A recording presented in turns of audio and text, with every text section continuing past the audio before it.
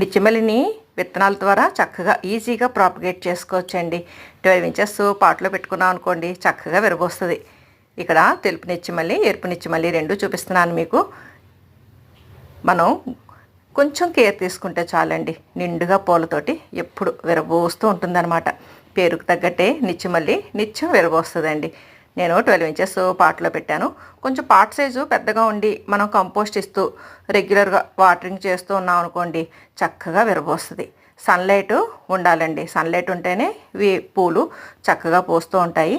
అలాగే మనం టిప్స్ తీసేయాలండి, అంటే పైన చిగుళ్ళు కట్ చేస్తూ ఉంటే పక్క బ్రాంచెస్ ఎక్కువ వస్తూ ఉంటాయన్నమాట. అందుకని మొక్క ఎదుగుతున్న వయసులో మనం పైన టిప్స్ కట్ చేసేస్తూ ఉండాలండి. అప్పుడు చక్కగా సైడ్ బ్రాంచెస్ వచ్చండి, ఎక్కువ పూలు వస్తాయి. నిచ్చిమల్లికి ఈ చిన్ని కేర్ తోటి మనం నిండుగా పూలు పూసేలా చేసుకోవచ్చు.